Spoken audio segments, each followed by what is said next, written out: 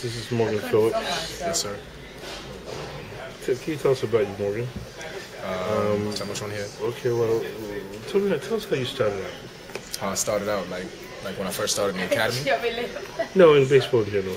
Baseball in general. All right, so I was 6. I started playing T-ball, Harlem Little League, on 155th and Jackie Robb. And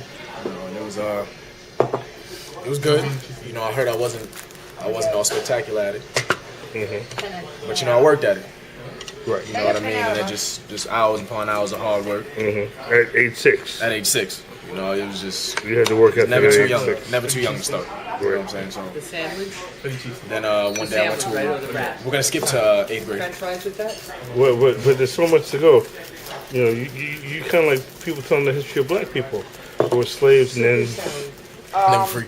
were free. Salad. I love Caesar salad. Every So Samuel, can you give me my tripod? I just have salad. let's go. What kind of dressing? Ranch. Same bad. So okay, so Right, so then I started Harlem Little League. We started playing at Rucker Park, right next to my future high school, the Rucker. You know what I'm saying? Where I met one of my best friends ever, Akeem. Hakeem. We love Hakeem. You know, going to Tufts University. Congratulations. Congratulations, Hakeem. And he loves his sisters. Yes, he does. Yes, he does. So, Is he still with the same girl? yeah. Kind of, sort of? Yeah, you can say that. Okay. Yeah. He's not a player like you are. Go ahead. All right, whoa. All right, so this is our interview with him.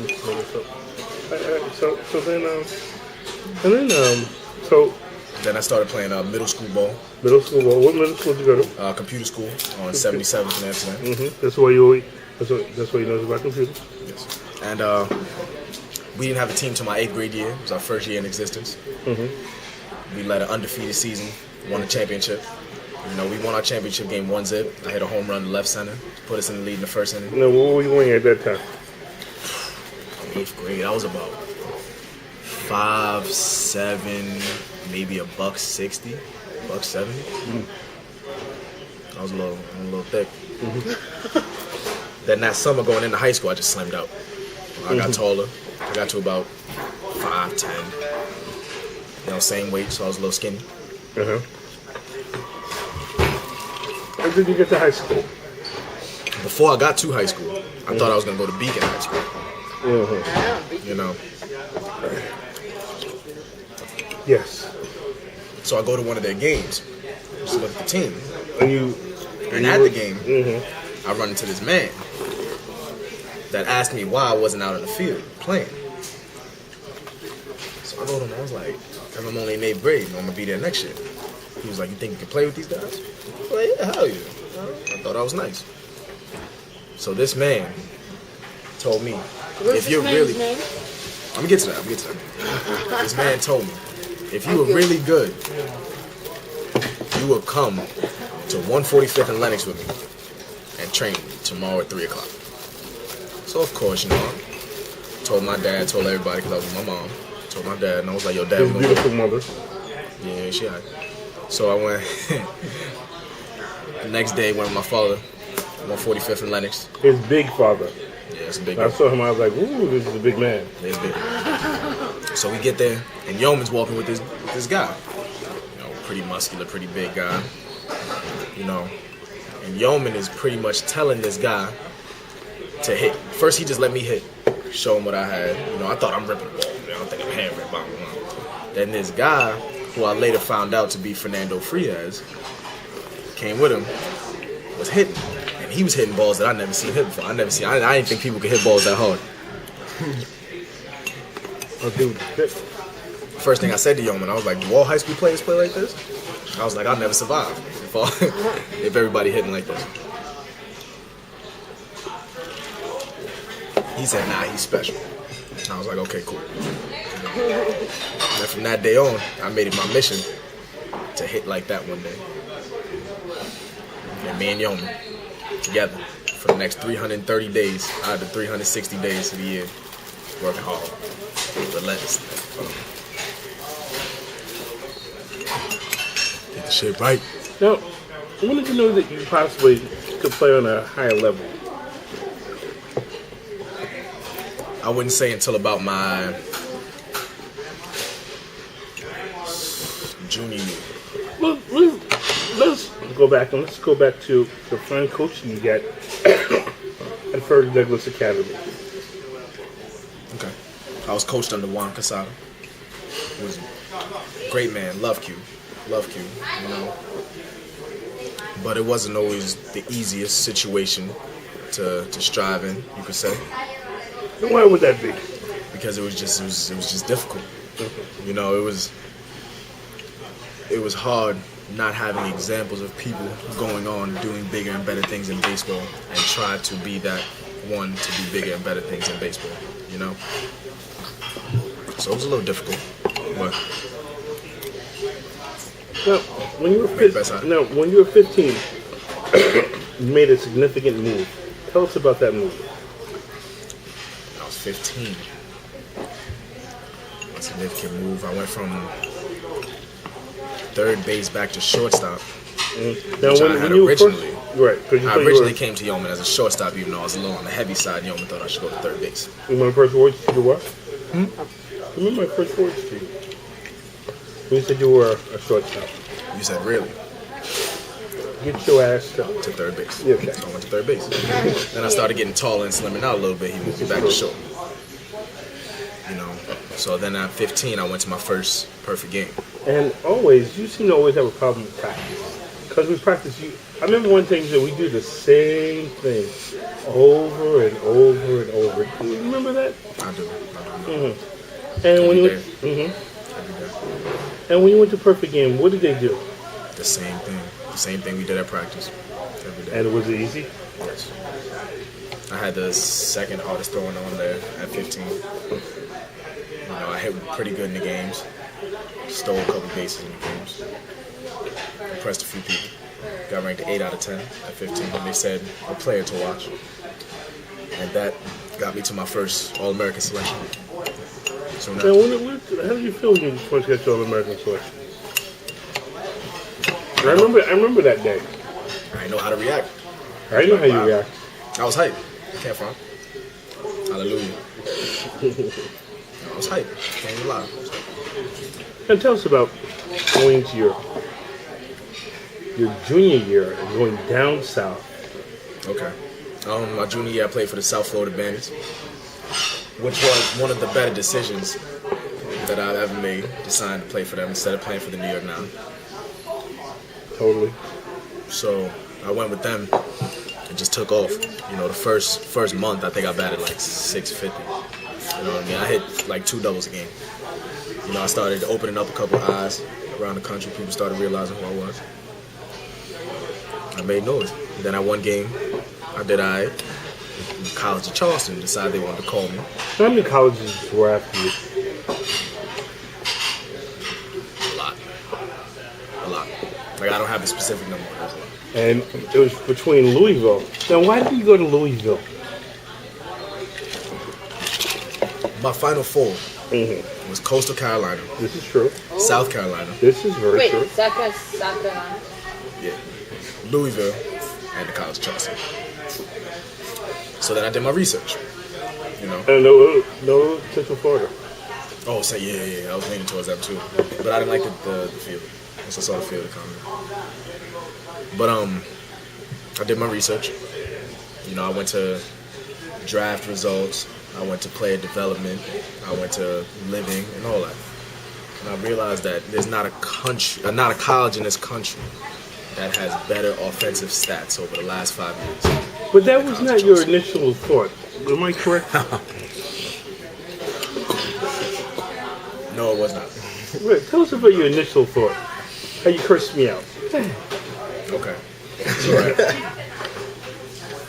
It was coming after a game. I didn't do so well. I was tired. We played about 12 innings. It was about 110 degrees outside. 50 degrees.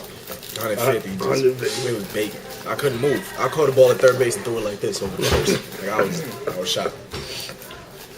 Then Yeoman comes to me talking about the College of Charleston is gonna call you today and offer you a scholarship. I was like, College of Charleston? What the fuck is College of Charleston? Like, I'm trying to go to College of Charleston.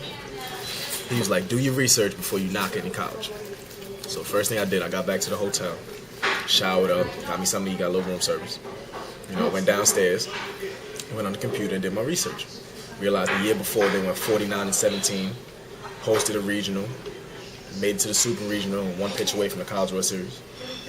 You know, had 5 to 6 players drafted, and I've heard it's been on average 5 to 6 players drafted since. And what made you stray away from Louisville? Real cold, and they play in the Big East. I'm not a fan of the Big East. But Why did you choose that? I think my first words to you were, "Aren't you tired of the cold?" I said, yeah, but it's Louisville. And I was like, You can't just they like. said it's in the South. And I said it's 50 minutes outside of where? Cincinnati. And then eventually I got drafted.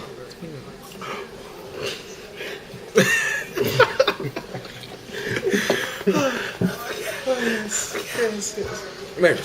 So now we're gonna fast forward. We're gonna go to June of 2011. Okay. Tell us about the day before the draft.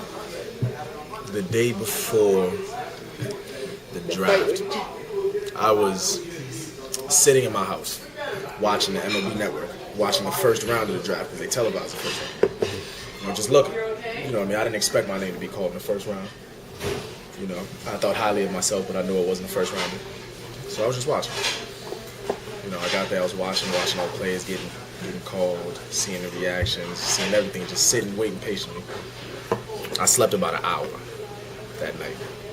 Woke up first thing in the morning, made some breakfast, Pork. and just waited. It's probably the worst. And tell me about when you get your phone. Oh, When you get your phone call. I actually had left my house to pick up one of my boys from the train station. 'Cause, you know, I think when I left my house, the 16th round had just ended. I was like, damn. You know, it's getting kind of late. I started getting worried. So I was like, I'm going to go pick up my boy real quick. I need to get away from everything. So I get a call from the Cincinatti Reds scout, Lee Seris. He said, congratulations, you've just been picked by the Cincinnati Reds in the 17th round of the draft. He said, they'll be calling you within the next week or so to talk contract negotiations, but for right now, congratulations on being selected. Ow. And then your heart dropped to your shoe. I didn't know what to do. Nah, it didn't hit me. It didn't hit me when they first called me. I was like, alright. I think about maybe a day or 2 or 3 after, I realized, I was like, wow. I'm in the same position, you know, people like Joey Votto, Brandon Phillips, you know, just in a couple years ago. You know, so it felt good. So that's beautiful. Tell us about your first day on campus at the College of Charleston. At the College of Charleston, damn, what did I do? My first full day, I went to the field. I stayed in the field for like 4 hours. Because they were very anxious for the fact that you weren't going to show up. I was actually reading the interview my coach Monty Lee had. They were like, if any of the players you thought wasn't going to be there, who would it be? He said me. He said they thought it was going to be like a top 5 round guy from the research that they had. And they thought I wasn't going to go. But he said, luckily, I slipped to the 17th. So, but they knew, like, maybe about a week and change after the draft that I was going to college. Now, let me ask you, are you glad of that day at Beacon when you were 12 or 13 years old? Did that change your life? Yes, that did. Yes, that did. Going to see that game right there. It's different from me being probably going to a CUNY or SUNY or playing D1 baseball. Well, I tell you what, you would have never gone to a CUNY or a SUNY. Number one. You're right. Second of all, you know, like I always tell every kid, you would have found your way. Because I always think talent rises. You know what I'm saying? But I had no way of maximizing my talent. You know what I mean? I was good. My talent was real dormant. I just needed a way to bring my talent out. And I wouldn't have had that if I didn't go to that game to watch Beacon play that. You know, the thing of the matter is, you know, these two right here are very lucky. You? I need you to hit some bullets for me this year. Do a VO. Well, Bill wasn't good until senior year. What? Vio didn't make the team until his senior year. Then his senior year, he dropped like, what, 10 bombs? Something like that? He led the team in home runs? The only player from that team right now playing Pro Bowl. Oh, Mikey. No, they had 6 kids on that team drafted. Who would have ever thought that? They had 6 kids from that team to get drafted.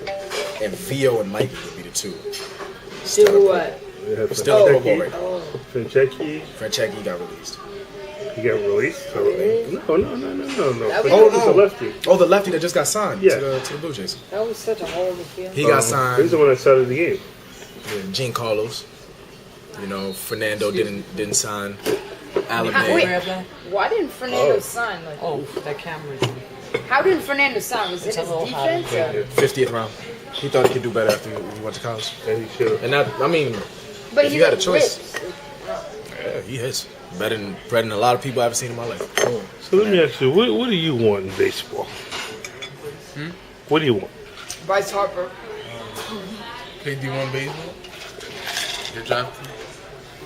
Well, 3 teams already are interested in you. Morgan knows. Done. Morgan knows the 3. Army, Navy, and the Marines. Congratulations.